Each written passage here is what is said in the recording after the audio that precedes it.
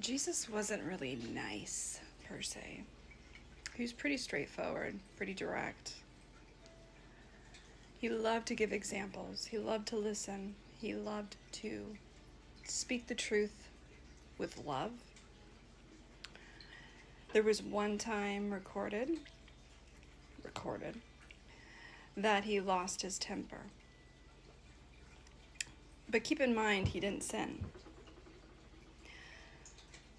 You have no idea how much the church will misunderstand or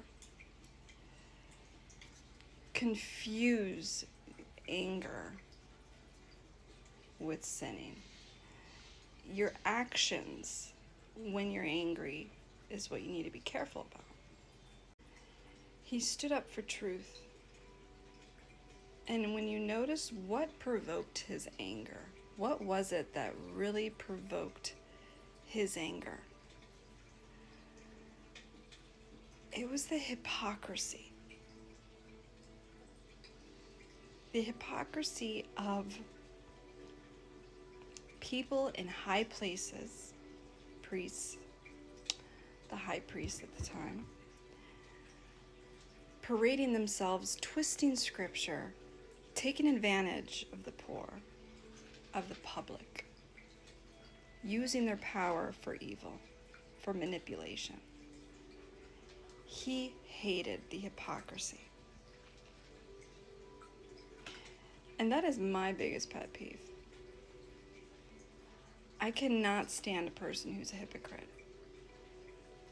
That is why I always see truth no matter what side of the aisle you're on, because you'll find truth everywhere. You really will. I am not so full of hate that I don't see truth when it's there. That doesn't mean we'll be friends. That doesn't mean we'll get along. That doesn't mean it overshadows all the wrong this person might have. But I acknowledge the truth. The hypocrisy is what drives me insane when you can't admit it, when you're so full of pride and arrogance.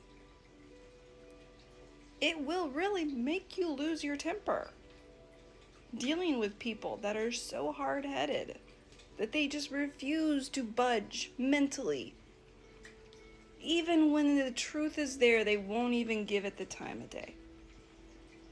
That is a combination of arrogance, pride, stupidity.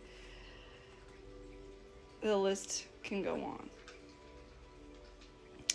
It is anger provoking. And that something sweet, loving, love your neighbor Jesus was happy to express. So when people want to talk about, oh, Jesus was so sweet, loving, kind, and all this, yeah, he was, but he also had a temper. He also said a lot of offensive things to people when they needed to hear it. I hate when people cherry pick scripture. I hate when they use it, period, for any argument, for any governmental thing. Religion does not belong in the government. That is where I agree with the left.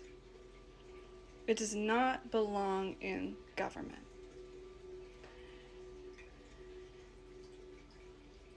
Morals, integrity, empathy, those things belong in government. Being a good human being. And there's going to be people on the right that love to argue the fact that, yeah, you get that. That's why it's Christianity. That's why that's the foundation. That's why we need it in the government, because that's where you get your morals. Buddha was a pretty good guy. There's a lot of Hindu individuals that are amazing. A lot of mystics. A lot of people that were not Christians that were profoundly kind people. So no, Christianity is not what gets us to that goodness and morality that we think our government needs as a foundation. Humans get there. We get there together by listening, by coming together, by debating, by not silencing each other, by acknowledging the truth in one another, agreeing on the things we agree with and disagreeing on the things we don't. But that's how we change our minds. I hate to bring it up again, but towards the end of Charlie Kirk's life, he was starting to change his opinions on things over in Gaza, because he kept engaging with people. That never would have happened if he didn't keep debating people. So people want to shut you down. People don't want to debate, but look what happens when you shut them down. They don't change their minds. You don't reach them. He was almost there in that regard. How much more growth could he have had? I think of my mother. She was wrong on so many levels. But if she would have been given a little bit more time on earth, she would have had it. She would have figured stuff out a little bit more. So in that regard, I have more understanding for people like Charlie that might say stupid shit. Because I know with dialogue, you can get them to understand. No, it's not for everybody to deal with people like that. You really need a certain temperament to engage and have dialogue. But that's how you reach people. You have to be like Jesus, direct, sometimes offensive. But the foundation always needs to be of truth, of love, of listening, of meeting in the middle, of truly loving your neighbor and having that foundation of goodness and morality there that doesn't have a religion. It truly is the essence of who we are.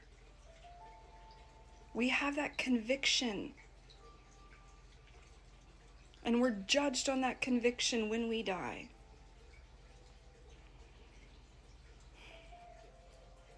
It is the hypocrisy that drives me insane.